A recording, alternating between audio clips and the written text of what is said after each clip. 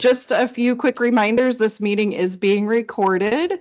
And if you could please mute your line when you're not speaking, just so that we eliminate background noise, but please don't mute my line. It makes me sad when I can't talk to everybody. And just a reminder, I will go through roll call voting when we get to moments that we need to vote. You can aye, nay, or abstain when we get to those moments. And I will defer to Dr. Ott as we move through the agenda. So with that, I will go ahead and get us started with Dr. Ott, your call to order and remarks of the chair, please, and thank you. Yes, sure. My pleasure. And welcome to the July 2025 meeting of the DUR board. And I think I've made plenty of remarks, and so I'll just leave it at that. Thank you very much. And Dr. Marshall beat my 10:05 mark. He's here at 10:03. Welcome, Dr. Marshall. Welcome. We wondered who you were. Yeah, I kept problems signing into Teams. It didn't recognize me. Can't imagine. It's unbelievable. I'm having a slump. Nothing works. Well, I'm sorry to hear that. I hope the day continues to get better. All right, thanks. All right. Mr. Rossino and PP, any opening comments? Nope. Just glad everybody's here. Thank you. All righty. That will take us then to the approval of the minutes. Oh, me, right? Okay. I mean, you can. I move to approve, Dr. Marshall. Seconded. This is Beth, second. Okay, we have a motion in 2 seconds. Any discussion or corrections? All in favor, say aye. Oh, I got to do the roll call. No, you're fine. Sorry. You're all good. Dr. Ott. Aye. Ms. Pippin. Abstain, I was not there. Okay. And Dr. Hart. Aye. Dr. Marshall. Aye. Dr. McCarty. Aye. Dr. Simon. Believe I was not there. I'm going to abstain. Okay, so you're going to abstain. And then Dr. Treadwell. Did you say Treadwell? I did. Aye. All right, so I have 4 of the 6 ayes and 2 with 2 abstentions, so that motion should carry. Mhm. Okay. All right, thank you very much. We will then move on to our updates. So our PA stats for June, overall, we had just a little over 16,500 that were approved at 75% approval, and then 25% were denied, just a little over 5,400. When we look at the point of sale quick check and manual clinical call center, you could see we had 80% approved in point of sale quick check with 20% denied, where of those denied, 26% went to the call center and 77% were approved and 23% were denied. And then on the manual side, 47% were approved and 53% were denied. And we look at our trending, you could see overall fairly steady between May and June, and it is our summer months, so we do tend to decrease a little bit, especially in the area of stimulants, as we see a lot of kids taking kind of stimulant holidays over the summer. So we probably will see July holding fairly steady with this as well, and then August will probably start to jump back up again as they start to fill those prescriptions again. When we look at our top 10 in the point of sale quick check, stimulants is still the highest, but again, lower than what it has been. And then opiates and antipsychotics. So our usual top 3 and usually what we see in this group has continues to be in the top 10. And then on the manual PA side, so the GLP-1s are now all manual PA versus being, someone's echoing me. Who's echoing me? Okay, I think it's better now. All right, versus being on the point of sale quick check side. So because our manual PAs have less, it's definitely going to be in the top now. So it's riding in the top with early refills and laxatives and cathartics. Again, this group can kind of shake up a little bit and move around just depending on the season and the cyclical nature of the PAs. I'd also point out that Wegovy and Zepbound is in the top 10 now. We continue to see those PA requests increase for those 2 agents and likely will continue to see that increase for those 2 agents. So just want to put that on your radar as well. let me ask you, there's such a high denial rate. What's the biggest deny issue? Is it that they haven't started anything else It's prior just- to asking? It's just that they're using only for weight loss with no other diagnoses. Oh, okay, okay. Or choosing like non-preferred agents, but that's their biggest denial rate is that they Okay, don't have like the OSA diagnoses or any cardiovascular diagnoses okay, typically. thank you. Mm-hmm. You're right. Any other questions on that? All right. Our opioid statistics for June, just slight increases in June from May. Nothing super major there. The under 18 is holding pretty steady and holding it still in under a 5-day supply. You can see the average MME breakout. And again, nobody in the 500 or greater is in that group that doesn't have a PA exemption. We are continuing to work down through the 250 to 500 space. So that's why we still have some folks there. But again, the bulk of our people are in the less than 90. So when we're looking at the 90 and above, you can see kind of where people fall out. And again, most people are in that less than 90 for sure, and then definitely in the less than 120. This is our overall trending graph. So you can see we definitely had a downward trend, and then we've kind of been holding steady. And then maybe over these past, March through June, just like a slight uptick to where it looks like it may be on a positive trend again. We continue to monitor it. I mean, it's still within the range of where it's been. So we'll see what that looks like. Again, the green members are the current utilizers that are over 18. The cranberry is the new utilizers, and the purpley blue at the top is the less than 18. So overall, fairly steady, like with the number of people that we have there. So just slight increases that we've noticed. So we'll just kind of continue to track what that looks like. This is our less than 90 trending. So again, very steady since basically October, November timeframe, but you can kind of see there at the end where it's just kind of slightly on an upward trend. So again, it kind of implies that this upward trend is people that are in the lower dosage ranges. So it may be that they're having procedures done or other things where they're in and out. And we may see more of that in the summer. Like, I definitely know we see a lot of kiddos having procedures in the summer, like tonsils, wisdom teeth, all of that fun stuff that they don't want to do while they're in school. So that may be where we're seeing some of these types of things. But again, we'll continue to monitor and look. And then this is everybody else, the 90 and above. And so as you can see, really, there's much smaller numbers. So even a little bit of fluctuation makes it like kind of change, but overall fairly steady from where things have been in this group. Any questions on the opioid data?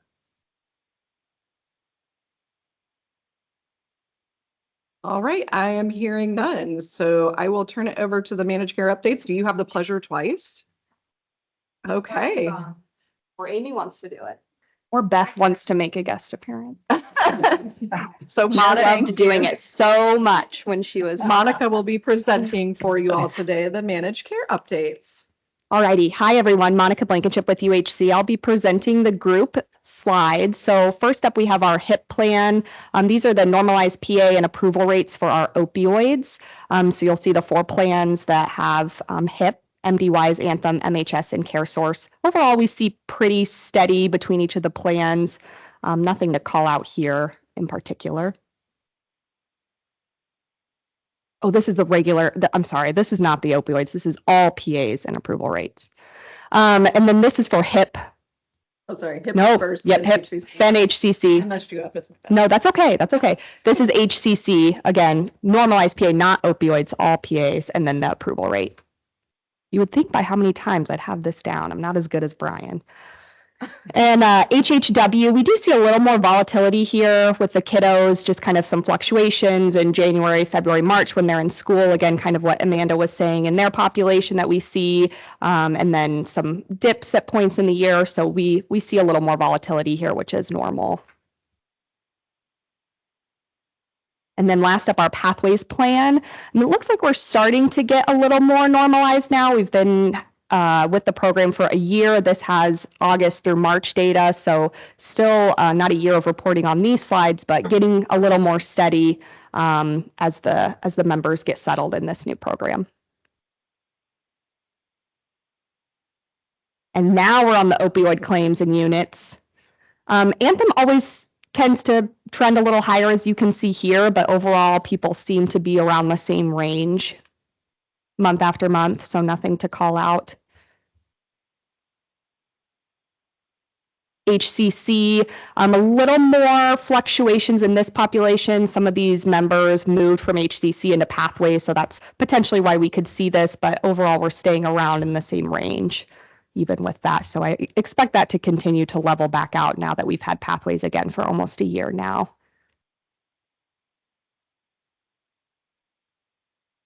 HHW, little more volatility here. These are our kiddos, so we tend to see less opioids per unit overall.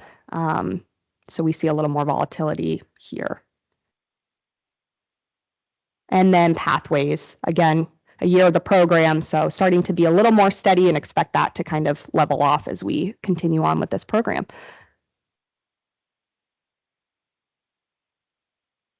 Any questions for Monica? Or any of the managed care entities? I should throw everybody under the same bus that they threw Monica under.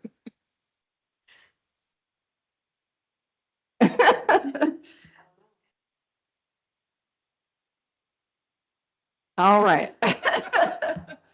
I'm hearing none, so we will go ahead and continue then on to some of our new drugs.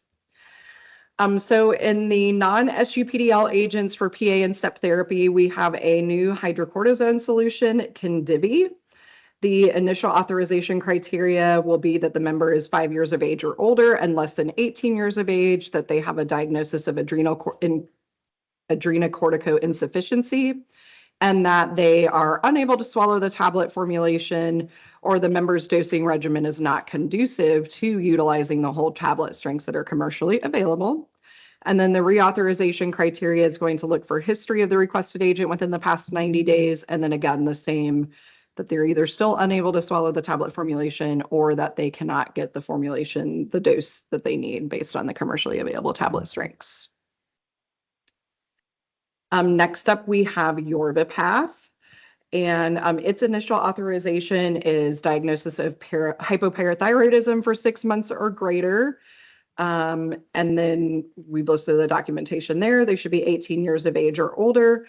They've had inadequate response to both of the following therapies, greater than or equal to 90 days of elemental calcium at greater than or equal to 800 milligrams a day, and then greater than or equal to 90 days of vitamin D analog agent. And then we listed an example there.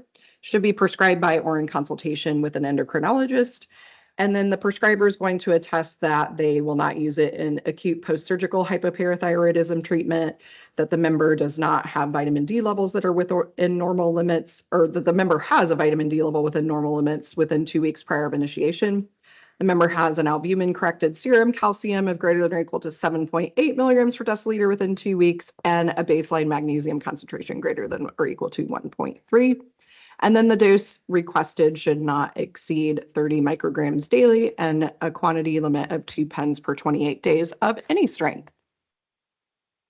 And then there is also reauthorization criteria, which is looking at history of the requested agent for at least 84 days with the past 112 days. And that's because of how it comes in the 28-day formulations versus 30.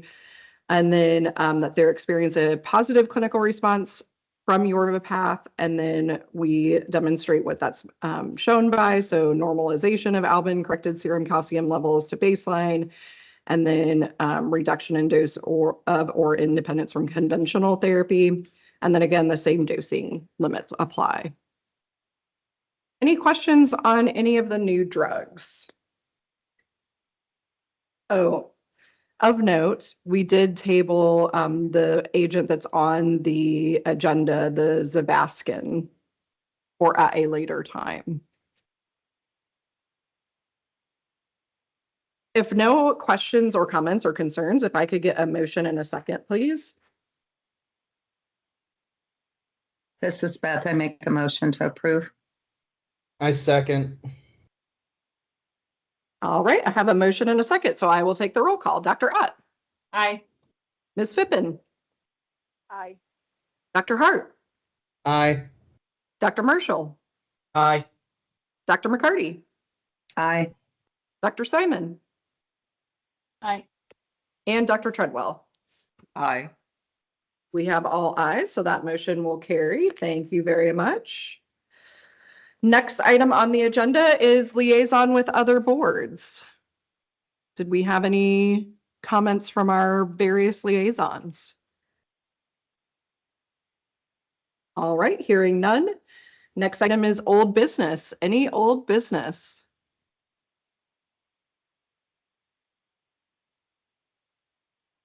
It's an exciting group today. What a day to be alive. All right. We will go on then to new business. Do you all have any new business before I get into mine? All right, we will continue the fun. So in the new business for the non-SUPDL PA and step therapy, the Abrisvo, we are recommending updating the age limit to 11 years of age or older and less than 50 years of age for those that are between 32 and 30 weeks gestation during the months of September through January. Don't come at me for the 11 years and being pregnant. It's what's in the guidelines. It's makes me very sad. For Trivio, removing the REMS participation criteria secondary to FDA determination because that REMS is no longer necessary to ensure the benefits of the therapy. It outweighs the risk, so they've removed that. For the opioid overutilization PA with QL, adding some clarification to the long-term opioid use criteria that basically is saying that to be considered a current utilizer of an opioid, you should have confirmed claims history for 90 of the past 120 days, meaning do not call yourself a current long-term utilizer if you've used 7 days of therapy or 14 days of therapy, and paying cash for 90 days is not going to qualify you either. So we're just trying to make that very clear in the criteria so that those that are requesting will understand that point. For the pulmonary antihypertensives, it was really a month to remove the REMS. We were just cutting REMS left and right. So Letairis, Opsumit, and Opsinvi all had their REMS criteria removed, again, because the benefits of therapy outweighed the risks. And then in the targeted immunomodulators for Cosentyx and Siliq, we need to move them from preferred one step to non-preferred one step. All the criteria is going to be the same. It is going to process exactly the same. It is just going to be on the other side of the PDL. And then lots of vaccine edits. So for VFC pharmacies, this is informational only. You can see the update to Abrisvo for the age 11 years to 49 years, and then 50 for PA required for pregnancy, and then 50 years and older is no PA required. Arexvy is updating the age limit to 50 and older. Resvia is updating the age limit to 50 years and older. Ixchiq is being updated to a max age of 59 years. There were some recent not so happy things that happened to folks over that, and so they updated that based on safety with the CDC. Bexsero, Trumenba, Penbrea, all meningococcal vaccines updating the max age to 23 years. Penmendi, age is 10 to 23 years and a quantity limit of 1 dose per 168 days. And then Vimkunya, age of 12 years and older and quantity limit of 1 dose per lifetime. And then everything that I just said, basically happening again on the non-VFC pharmacies. So there is some different age limits, I think, because I think the one is the 18 and older. Sorry, I'm going, or 19 and older. I'm really going crazy on my slides. There we go. So 19 because we're talking non-VFC pharmacies, but otherwise very similar recommendations there. And then we do have some preferred brand list updates. So addition to the preferred brand list is Iprantia, and then removals from the brand preferred list is Pradaxa. This implementation date will be on 10/1. And then this is informational only, so just want to let you know that Boncity, teriparatide, the authorized generic, and then the authorized generic and generic for Forteo are being added to the SUPDL as non-preferred agents on 7/2, or they were, and then added to PA with similar criteria to that existing to Forteo. And then there's a prescriber has submitted medical justification for use of Boncity, teriparatide, again, the other generics over the brand Forteo. And then on the GLP-1, for Zepbound, the initial authorization and reauthorization, we updated the criteria, or the prescriber has submitted documentation confirming member has been utilizing their CPAP. So, which is very easy for members to obtain. They have apps and things where they can download how often they've been using their CPAP. Are there guidelines defining use? So, yeah, so the standard is that they're using greater than or equal to 4 hours per day of at least 20 days out of 30 days is like the typical Right. standard. So that would be what we would be following. Okay, so that's in the guidelines? Oh, we're not following. You just have to confirm they've been using it. Oh, I guess we're not necessarily requiring that far. We're just requiring them to send it in that they're using their CPAP. We might want to Well, yeah, okay, because if you're not, if they're just using it 1 hour Oh. a month, if they've got sleep apnea and they're losing weight, that would help in that aspect too. So if you're not going to set guidelines to what they have to use it as, which are the standard, which you quoted, I'm not sure you need, why we have guidelines that they have to use. So I've been informed, Dr. Marshall, that it's a bid, the language in the contract for our bid does not allow us to distinguish the amount of time that is considered use. Then I wouldn't even put it in there then. So I actually agree with you, TR. I'm thinking that when this goes through, you've got a clinical pharmacist there at OptumRx and at the MCEs reviewing these criteria. And so there's going to be a certain amount of judgment. They'll be aware of what the guidelines are, but they'll be able to take other things from the documents that are sent into consideration. So, I mean, I would rather have this in there than not have it in there at all. But I understand, I understand and agree with what you're saying. Right. I mean, if they lose, you have the weight loss in there, correct? We do, yes. That's what I would use then. I mean, you're collecting paperwork.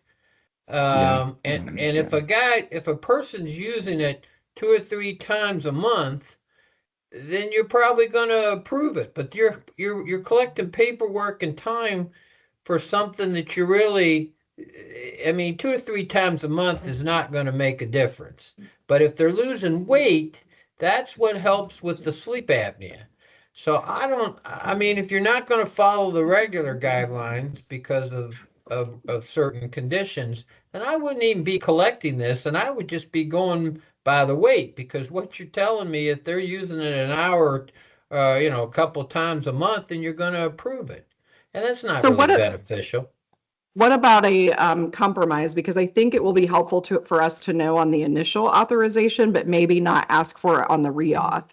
Because we ask for the losing weight on the reauth, meaning they've already been on the drug. Right. So if they're losing weight, maybe we don't need it on the reauth, but for the initial, I think we need it because we need to know if they've been compliant on it, to know if they have the diagnosis, etc. You don't have you don't have that in the guidelines for CPAP. Most guidelines for CPAP is that you do the test, you do a 3-month trial, and the patient must demonstrate a use of 70%, which is at 20 days in a 30-day period, at least for 4 hours.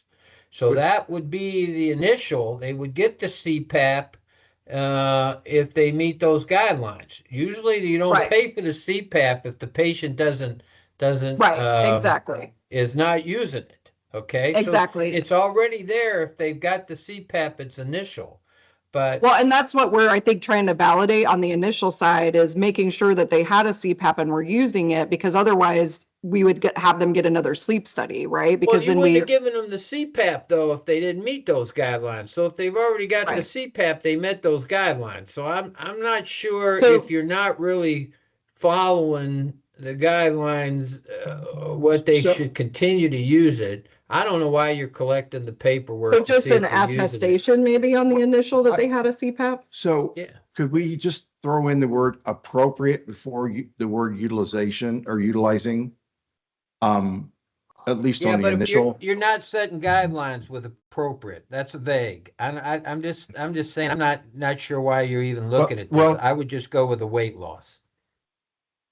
Well, I'm saying, I think what he's saying it's extra paperwork to send in, And I right? get So, that, yeah. so if we have if we're not gonna validate one way or the other on how much they're using, his point of, can they just check a box and say, I attest they've had a CPAP, and then that should qualify them, because if we're not validating one way or the other, and they could send us a report that they have a CPAP, but they haven't used it because they went, like, to TR's point, let's say they got approved for it for 3 months, right? After that 3 months, they consider the CPAP paid for and that patient has it forever and ever, amen, right? It's theirs. Yeah. And so they could have it, but not be using it at 4 months. Are we going to do anything about it? Right. There are CPT codes for these things. Could we check against those CPTs just to see if they've even had a claim for one? Because I mean, if this is about sleep apnea, and if the Right. patient, I get the weight loss, and you're right, at the end of the day, that's what it's all about. But if they have sleep apnea and we're hoping that they're being treated for the sleep apnea, I think at some point we need to check to see if they're being treated. I mean, not whether or not, I guess necessarily how well they're being treated, but at least that they have access to the treatment via like a CPT code Well- claim showing. I know, I want to avoid the paperwork. Go ahead. I'm Let sorry. me actually read the criteria point, because I think this might help TR. So this criteria point is coming in. So where we say member has had a prior apnea hypopnea index, or AHI, of greater than or equal to 15 events per hour as Right. measured by a sleep study or a home sleep study that was reviewed and interpreted by a physician. And originally we were saying in the past year, but then we didn't want to penalize those people who were diagnosed previously and using a Right. No, that's CPAP. reasonable. Yeah. And so then we said, and, or prescriber has submitted documentation confirming the member has been utilizing positive airway pressure. So basically saying they've either had a sleep study or like they're providing that they're using a CPAP at that point, because if they're using a CPAP, they had to have had sleep apnea, and they're not going to necessarily have a super recent sleep study, right? Like if their sleep study was 7 years ago and Right. they've been using a CPAP for 7 years, we don't want to Right. penalize that No, person and say, that's go have fine. another But what sleep if- study. What if they're not using the CPAP? Are you going to say they can't have it because they can't tolerate it? If they can't But see, tolerate that's the where- CPAP, yeah. That's where some of the judgment aspect comes in, because if the doctor's providing documentation, that the patient is consistently waking up with it blowing in their eyeball or something like that, as opposed to actually being used appropriately. It just allows the clinical pharmacist to assess the situation. So, But you got- or do we, I know. but you have no guidelines on an appeal. Because Right, I have that's to fair. TR's point, so I have a question about if there is documentation sent in that they can't tolerate the CPAP, is that going to be made clear to the call centers? Because I see that as being like that could potentially be a barrier if that's not made clear to the call centers that that is an appropriate justification. well, I think the thing too is, so I'm going to use this as an example. So we have the first part, which basically says they've had a sleep study in the past year. It's one of the following. So one is they've had a sleep study in the past year they're moderate to severe sleep apnea, right? Greater than or equal to 15. I The thought you second took point, the past year out. no, because we have 2 points. We have two Okay. criteria points. Hold on. Okay. Do you want me to, let me pull this up. Let me just make this easier. I'm reading it to you and I feel like You I can guys just have pull this up. anything? I'm looking at our colleagues from the MCEs. Any kind of feedback on how this assessment would be done? Because I think I have a solution. Okay. I think, but let me, because I think if you see the criteria, you're gonna know what we're saying. So do we have this all the way at the bottom? No, it's GOP. All right. Bear with me here. Okay, let's not do that. Let's cooperate. Let's do it. Okay. Look away. You're gonna get dizzy. Yeah, you're gonna have to make it bigger. I will. All right. I promise. Right there. Okay. Well, I think I'm gonna get bigger. Okay, All right. so this is where we're looking right here. So we're saying for initial therapy that they have one of the following, that they have a sleep study that was in the past year. Oh, no, please don't. Sorry, my computer wants to restart on me. Or that they've had a sleep study done, maybe not within the past year. It could have been, like I said, 7 years ago. And they've had continuous use of their CPAP, or they're documenting use, confirming use of their CPAP. What the idea was that we didn't want to penalize somebody using a CPAP that's not going to have an accurate sleep study because they've been using a CPAP. Now, what I would say is our notes would be is if, let's say, I'm a patient and I had a sleep study done 7 years ago and I can't use my CPAP because I'm intolerant to it or whatever, and it's been, 5 years since I've used a CPAP, they should have another sleep study done confirming that they still actually have sleep apnea. Right. We didn't want people to stop their CPAP or BiPAP to try and stop for months to then say, okay, I actually have sleep apnea in the past year, so I qualify. We want to we don't want to penalize somebody for using appropriate therapy or guideline therapy, right? Which is the CPAP. But at the No, same I time, agree. I'm not sure. I'm not sure you even need that number one.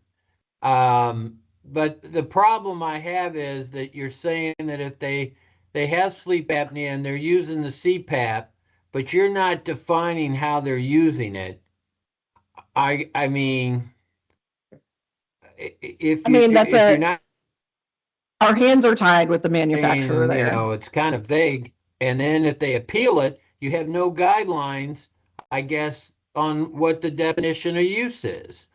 It's But I kind of can tell somebody you, is I can deciding. tell you, all of our appeals do get escalated to myself, Courtney, Pooja, Hannah, like our Right. internal team reviews it, which then reviews it with the state. So if there was somebody that was in that line of they can't use their CPAP, their study's been at this point, like then we're going to review it internally case by case and make those decisions. Otherwise, it's basically you're using a CPAP regularly and you've had and you've had a sleep study done at some point in your life that says you have sleep apnea, or Right. you're not using a CPAP regularly and you've had a sleep study done in this past year that says you still in fact have sleep apnea.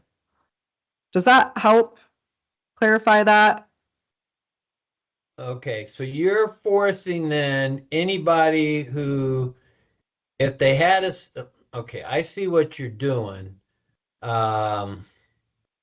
You're forcing another sleep study if they're not using their CPAP to prove that they Right. still have sleep apnea. Right, because Which if they had a more- study 10 years ago, who knows what they're like now, right? I mean, Yeah. maybe it, Yeah, I know, but if you look at 10 years ago, I guarantee you, I've done this a long time.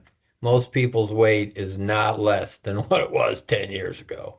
no, I don't disagree with you. I mean, I think it's highly likely, right, that they're going to continue right. to have the sleep Okay. apnea, but I think it's the idea that we're validating it, right? Okay, but the thing is, I guess if you're gonna validate that they're using the CPAP, um, but you have no guidelines on what actual use is. I mean, I think you could just check a box and say they're using the CPAP. I think that's, I mean, I do think that's, Pretty much what it is. Like documentation of it, but. I mean, so the reason that we're, MCs would- so the reason they want documentation on the initial TR is because unlike you, who are the most wholesome, honest, trustworthy person, there are a lot of your peers that are, I wish I could say would do the same wholesome right thing, but Well, they will check the but- box when they're not. Right, but here's the problem. Most primary cares, and I'm a primary care, I don't ever see the results of their use of CPAP. I have no way to get a hold of that. Okay, and the only way I ever see it is that they go to a sleep doctor, and they see a sleep doctor, and he downloads it and puts it in. As I brought up last time, there are many areas in the state of Indiana where primary care are taking care of sleep apnea because there are no sleep doctors. And I don't know how they're getting a hold of those reports because I can't do it unless the patient brings it in from they've set up a website. So you're creating a lot of paperwork that's going to be hard to get by primary cares. And if they got sleep apnea and they passed the test, I'm not sure I would be getting try to get paperwork. It's going to be hard. It's going to be hard. If they see a sleep doctor, fine. But I tell you, I would say 50% of my people with sleep apnea don't even go see their sleep doctors on an every year basis. Some sleep doctors tell them don't even come back unless you're having problems. And the documentation's not there. I mean, theoretically, I hate to say try, I mean, I know not every patient can be empowered to get it, but I know, patients have access to their files too, but I get it. That's hard to do still. If they I don't mean, have a computer, they can't download it. Well, they have apps now. I mean, but I get it. A lot of people don't always have a smartphone or have Well, like that available at their how touch. you download the documentation from an app if you don't have a computer or printer? I mean, not to get too technical, but there are ways to actually like forward your sleep study to people from the app. But I mean, I'll show you sometime. But I'm telling you, you're creating a lot of work. It's a lot of but I work think- in this population. is from a like chart documentation, would you document in your chart if a patient tells you I'm using my CPAP, would you document in your chart and Yes. say patient uses CPAP? I So do. is that okay to send if you set I your chart do. documentation? When I ask them if they're using their CPAP, they tell me I'm using it every night or I'm not using it. I do document that, but there's no way I can get the documentation showing what they So I use think- it because I don't have that. I don't have that set up. Sure. My sleep doctor did. I have sleep apnea, and when I go to see my sleep doctor, they could pull all that up. They had access to see what I was doing, but I don't have that as a primary care to see what a patient's doing. So we don't have to require the logs. What if we put supported by documentation and put either sleep logs or chart documentation? Well, that's why I said check a box. Yeah, okay. So, well, we would want your chart note. Like we want your chart note, but like you could submit a chart note versus their sleep log. So your chart You're note gonna saying get- that they're okay, using you it. could do that, but I think what you're going to get is you're going to get a letter from the doctor. Patient states that they're using their CPAP, and that's the same as checking a box because most of the doctors that are not taking care of the sleep apnea might not even ask. They might not even ask. And then they're going to have to call the patient and they're going to say, are you taking your you're using your CPAP? And the patient says no or yes. And they're going to write you a letter. But you can write some type of documentation. You could write that. But if it's in your chart notes, it's coming from the doctor. If it's a checkbox, your assistant who's going to hand you a stack of PA requests with your and just sign these. She's Right. going to check that box. She's going to check that box because and just get your signature. Well, I think the other thing to point out too, and we've seen it because I've seen it on hearings, is that there are doctors that are willing to check a box saying somebody has something, but they're not willing to document it in the agree. chart. Yeah. I agree. But I'm telling you, other insurances, when I apply for the Zepbound, all they're asking me for is the AHI. That's all they're asking me for, and they're not asking when it was done or if the patient is using it. All they're So- asking is when the AHI, what the AHI So- is. And so you're going to have an AHI from someone that had a sleep study 10 years ago? That's exactly right. But I'm telling you, well, a lot of nobody's losing weight. They're not. They're not. They're just not. I've not seen anybody. I had one the other day that was 2011. Her AHI was 95. Granted, she's using her CPAP, but all they requested, what was her AHI, and I submitted it and it got approved. I think what I would suggest is that we have it how it's written here, except we say supported by documentation, either like CPAP documentation or chart notes, or example, CPAP documentation, chart notes, so you know that you can submit other things. And then we remove that requirement from the reauthorization, so you're not having to submit it again.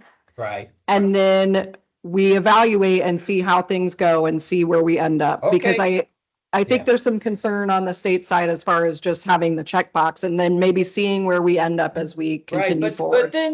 But then you like I say, you find somebody that's only using it a couple hours a month. What are you going to do? You're going to deny it, and then when it gets appealed, it says there's no guidelines here to say. All it says is that you're using it. That's my concern, is that if you're not going to have guidelines and it gets appealed, how do you uphold the appeal? So again, are we talking about reauth or are we talking about initial? Talking about initial and saying like if we chose to deny somebody because they said they didn't have a sleep study and then they only used it like once a month, he's saying if we happen to deny somebody for that, how are you going to uphold an appeal because you have no guidelines? But I think the reality of what we're saying is even if they were using it once a month, we'd still have to approve them. So then that circles back to his original point of what does it even matter if we're going to say once a month is okay? Yeah, that's exactly right. You got it. And your point is 100% valid and fair. If you guys want to think about it, we could talk about it later. But like I said, the other insurances that I'm dealing with for this drug, if they cover it, all they're asking me is what is the AHI of the sleep study? There's no, are they using CPAP or when the sleep study was? They're just asking what is the AHI, and they follow the same thing. They're not giving it if it's less than 15. So I'm going to ask our colleagues who are affiliated with rather large insurance companies from time to time, if they can provide us with what their commercial requirements are on this and get back with us. And Okay, if this that's fine. gift that keeps on giving will continue. I do know UHG's commercial requirements, and they are way more stringent than ours. They actually require in consultation with or prescribed by a sleep specialist. They Okay, require you to have a sleep study done as well as documented CPAP use through the actual CPAP, like materials that you're using the 20 days greater than 4 hours, and that they require that you also continue to have no benefit from your CPAP. So they require a lot. But that's just one insurer that I know, like UHG. I'd like to see that, because once they give it, do they have reauth or no? Because let's say a guy loses 50, 60 pounds with it and they get off CPAP, then do they start denying it because they're not using CPAP anymore? I'll let you know in a year. I don't know, TR. Yeah. I actually don't know the answer to that. It's not that Because super that's easy. what to the find. drug This is is for Andrea. weight loss, to get off the CPAP. Zepbound's only been out for 6 months or so. So for this indication, I mean, so. Right. But tersepatide has been out, and I'm telling you, some people Yeah. will Okay, lose I don't 50 to have 60 two lights pounds on vote it. that. Mhm. Normally, I show like two green lights. So it's like the power button, the blue globe, a green light, a green light. I only have one Sorry about that. I just mute. So, I mean, there's some people who lose significant weight with this, and then some people might get off their CPAP. You can ask So- her to unmute. So, all right. That's just my thoughts. Move No, on. so People we'll- got things to do. No, we'll bring, sorry, hold on. Let's not restart my computer right now, guys. 'Cause I mean, that's Well, great. I don't, so I have another question, not to beat this drum, but it's a little different population. Because I've been working with some of the psychiatrists that are working with the adult Down syndrome groups. And so I'm wondering, I think that they have the CPAP BiPAP, and I think they may be able to do this.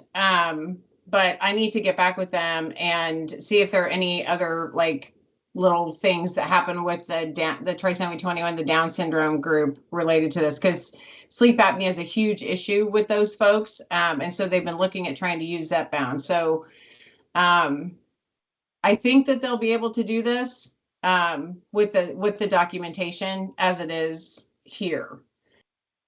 But just to FYI, I may be in touch about that. It's just that primary care doesn't have the documentation, and there are a lot of people in the state. There are not a lot of sleep doctors throughout the state, except in the big cities. Agreed. Yeah, I know. So we had this portion as FYI only for right now, but Okay. we'll have Okay. all the groups come back next round to Okay. re-talk about this and figure Okay. out maybe modifying a little bit. But I do think, unless you're not amenable, John, that we would remove it from the re-auth at this point and then update Yeah. the documentation requirement, if you're okay Yeah. with that, Yep. at The least for, re-auth is just the weight loss, right? They're not losing weight. It's not doing any good. yeah. I Yeah. think, I mean, well, it's I mostly think just that's fine. making, like. I agree with that. Documentation is like, I don't feel like we need to change the language, but that's, okay. Okay. I feel Um, it's- Okay, but we will bring it back next round. We'll have the managed care. Oh, I'm hearing CPAP's not in the re-auth for UHG. Monica has Yep. she has the inside scoop. Is it just weight loss? Weight loss is in the re-auth, yes. Yes, that's what I would go by. Absolutely. Okay. I think that takes us to the end of all of our new business things, unless there was anything else. I know a lot. If I could have a motion in a second to approve what we've done thus far, and then, like I said, we'll come back again and we'll probably talk Zepbound every month from now until the end of time, I feel like, but at least for a while. So if we could move forward with that, that'd be Yeah. great. I move to approve with the Zepbound exception. Second, Pat. All right, I have a motion in a second. Dr. Ott, Hi. Ms. Pippin. Aye. Dr. Hart, Aye. Dr. Marshall, Aye. Dr. McCarty, Aye. Dr. Simon. Aye. And Dr. Treadwell. Aye. All right, we have all ayes. That motion will carry. Thank you. And thank you, Dr. Marshall. I mean, your comments are appreciated and they are valid. So I don't want you to think we're annoyed by you because we're not. Not for this, at least. Maybe other things, but not for this. I'm in a slump right now, so if you want to be annoyed with me, it just Go watch the basketball tournaments this weekend. That'll make you happy, right? yeah. Purdue pulled out. Well, good for them. Yeah. All right, we will get into our public comment then. Let me get where's my clock? Not where I want it to be. Get my clock. But Tracy Maravella is up first. So, Tracy, if you are on the line, I'm on the line. Can you hear me okay? we can. I will let you go ahead and get started. Okay, thank you, Amanda and the board for allowing me to do a public comment today. After reviewing the PA criteria that was presented earlier, I'm in agreement with that criteria. I don't have any reservations at this time. There could be a potential possibility of other specialists outside of an endocrinologist prescribing, just with the shortages and things like that. But other than that, I don't have any other reservations. And I also submitted in your packet my written comment regarding the efficacy safety of Yorvipath. So I don't have any I wanted to yield back the rest of my time just to save time today for everyone. Unless you guys have any questions for me, I'll take those at that time or at this time. And thank you again for letting me present. Any questions for Tracy? No. Thanks, Tracy. Nice to see you. You too. All right. My apologies, but Andrea Ligler, I had to mute you earlier. Perfect. You're able to unmute yourself. Fantastic. All right. I will turn it over to you. I apologize for that. I apologize. No worries. So I'm going to yield a lot of my time back. I spoke to the group back in May, and since then I've started Yorvipath, and this is a super important drug for the hypopara community. So I don't make PTH, and I was taking 37 pills and tablets a day at the same exact time, eating the same diet, going to the ER on a regular basis. And I'm now down to 2 medication alarms. I'm now sleeping through the night. And by the time we're done titrating this, I'm going to go from 37 pills down to the daily injection and 1 Synthroid pill. My brain fog is gone. I was worried I was going to have to quit work, and that has subsided now. I'm sharp again, and I feel like this is going to get people back to work that are on permanent disability. So with that, thank you for getting this on the formulary, and it's very important to the community. Thank you. Thank you for that. And I'm so glad that you're doing so well. All right. Any questions or comments from the board before we move on to the next? All right. Looks like I have Dr. Baker.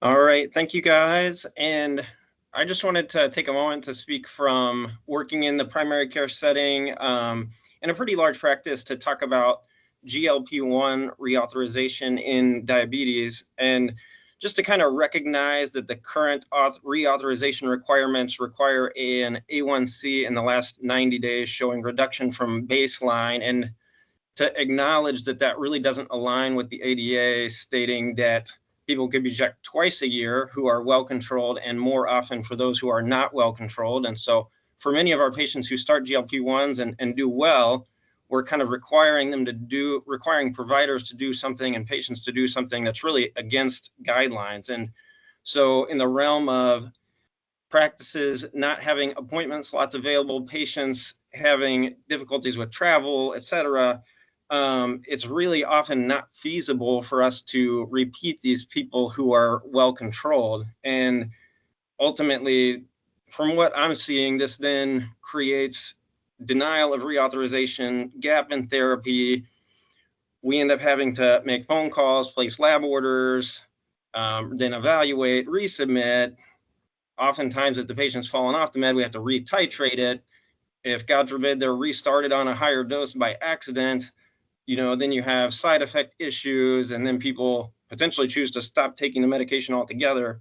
So largely, I'm just here to say that within the last 90 days seems a little unrealistic and unnecessary. And I think I would suggest maybe within the last 6 months, particularly for those who are well controlled, would be reasonable, and may not result in so many unnecessary denials and unnecessary phone calls and extra appointments and labs, et cetera. That's my spiel. This is Dr. Marshall. I would agree if somebody's controlled. I don't check them, but every 6 months, and so I would agree. I'm not sure what the reauthorization says. What does the reauthorization say? It says it is within the last 90 days right now. Yes. Yeah. And is that what is it every year? Yes. Okay. So And I mean, I think 6 months is reasonable if they're under control. OMPP, do you have any concerns if TR would like to motion to change that? Do they have any concerns? I think that. Will you move your mic close to you so they can hear you?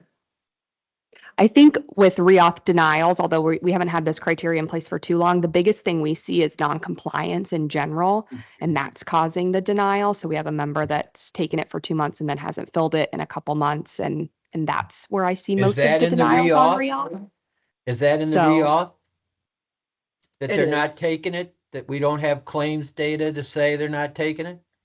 I would say I see that more than the A1C lab values. Right. But is that in the guidelines for reauth that they have to be taking it so much? Because I agree with that. If a patient stops taking it more than 2 weeks, I usually restart them back at the low dose, and start back up. But is that in the reauth that they have to show documentation that they're taking the medication? It is. Yes, it is. Okay. That they're Okay. taking it. So Okay, you're well certainly then, welcome to make a I will motion if make- you'd like. I will make a motion to change that to 6 months. The Is our hemoglobin initial- A1C within the last 6 months. Initial at 90. Our initial authorization is 6 months. initial authorization is 90 days also, and I agree with that. I just disagree Approval with the during shut. reauthorization. That, I believe that is why we made it within the 90 days because of the initial. Okay. But Well, if the initial, I would leave the initial at 3 months. I mean, if somebody's got one 6 So that months means- ago, that's Change that. not appropriate. So here's the situation, and maybe we just need to update so the situation in here is the first initial approval is for 6 months. So then trying to say, give us a lab value 6 months ago, they haven't even been on the med. And then Right. after that, so maybe what we say is for the first reauth, it's within the past 90 days, but then the Correct. second and subsequent reauths are then in the past 6 months. I would agree with Is that. that Yeah. reasonable? All right, so we can amend your motion to that, Dr. Marshall, if you like. Well, Dr. Baker, okay with that? I was not aware the initial auth was only for 6 months. I feel like, is that a recent change? I feel like in the past it's been a year authorization initially. Yeah, no, that, we have applied that, for ever since the criteria, or ever since the drugs came out. No, we updated that when we updated this. They used to Oh. go here. They used to get a Oh, full the year. reauth is only for 6 months? Oh, But the initial I'm hearing We is did only do for 6 6 months. months. No, the initial, they say to get it, you need a hemoglobin A1C is 3 months, right? I think you're saying the authorization lasts for 3 months, not the A1C The, criteria.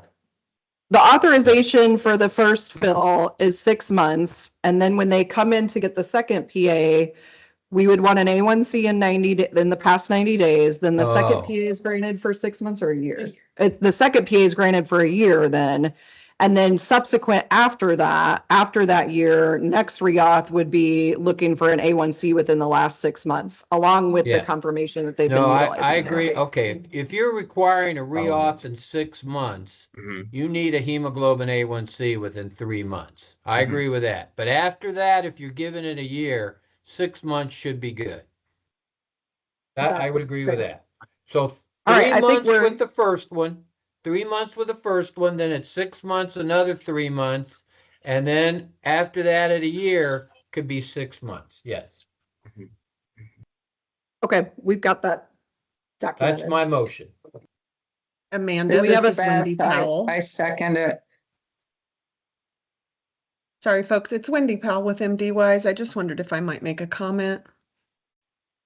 Go right ahead, Wendy. Okay, just a potential concern from the MCE perspective. I'm not sure if my colleagues would agree or not, but having differing renewal criteria for the first renewal as opposed to subsequent renewals may prove challenging to operationalize. Just given the way our PA process works, at least from the MD Wise perspective. I'm certainly willing to make an effort, but this is something that we've not ever been asked to do. And I think it could prove to be challenging. I don't know if my colleagues have any feelings one way or the other, but I did want to just share that. Thank you. Yeah, Wendy, this is Amy with Anthem and Sam also with Anthem. We were just discussing, it might be a challenge differentiating those members, especially if they shift plans, things like that, to figure out where they are in their reauthorization, how long have they already been on it? So it's either initial or a reauth as far as which path they go down. And so will there be documentation to say, okay, this is their second reauth if they're new to us, for example? So they come to us already established on the medication. How do we know if they just got established So are 6 months ago or? are your criteria manual or automated? Manual? We Manual. removed all automation. Okay, so the question can be asked, I mean, as far as how far along they are.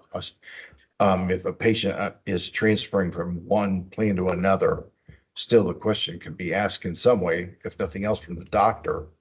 But if this is a When were manual they process, Yeah, just as TR said, perhaps Yeah. we could do something along those lines of, requiring start date of therapy and, the duration of therapy. Just wanted to put that out there that we will have to be Okay. creative in that we've not been asked to write criteria in this manner in the past. Wendy, Certainly. I appreciate your point. The thing that I'm thinking about though is something that that Dr. Baker brings up, in that we're going to have, I think, ongoing issues with access to care. And so we're going to have folks who aren't going to be able to get those labs and things like that. Yeah. So we're going to run into Yeah. I think a lot of people, especially in rural areas, that are going to struggle to get these labs and transportation issues and all that kind of stuff. So if you have the opportunity to think about how that might work, it probably would be beneficial for our members. But a patient with diabetes should be seen at least every 6 months. In my Right, opinion. but I'm just kind of advocating for having a difference between that initial reauthorization, so that needing that 3 months for that initial at 6 months, but then finding a way to have the every 6 month A1C just from a access to care perspective.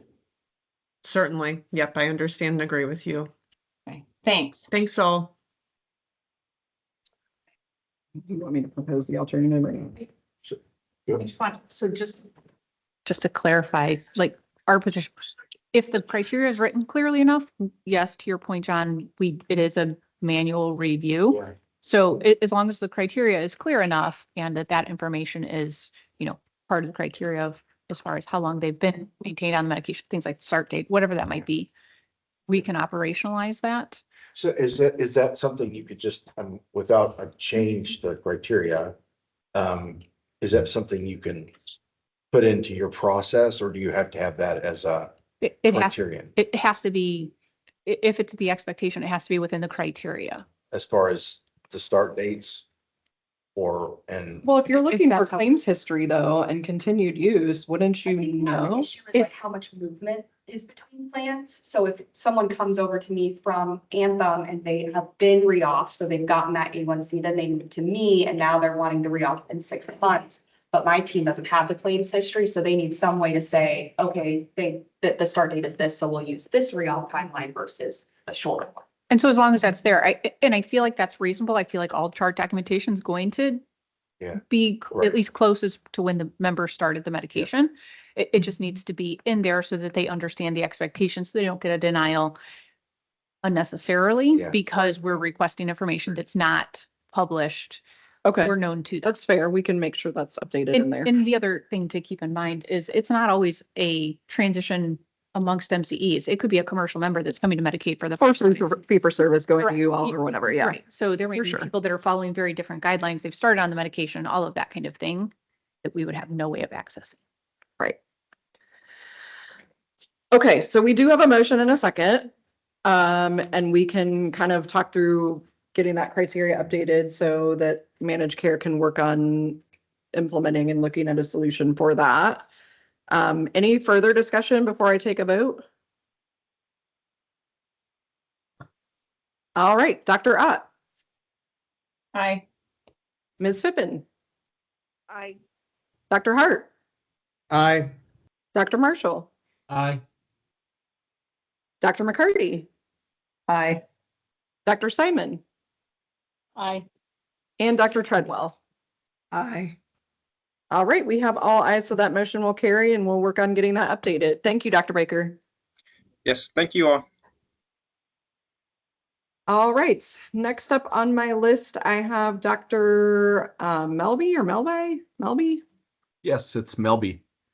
And I thank you for the opportunity, but I'm going to respectfully yield my time back to the committee as well. So have a great weekend, everybody. Thank you. Thank you. All right, with that then, that takes us to our last item on the agenda, which is adjournment. Woohoo! Did we hear Happy Friday from Amy? Not yet. Okay, we Happy need that before we Friday. can go. Thank you. Happy Friday. Thanks, everybody. Have a great Thanks, we're weekend. adjourned. Bye. Bye. Bye. Just ask if we could just have a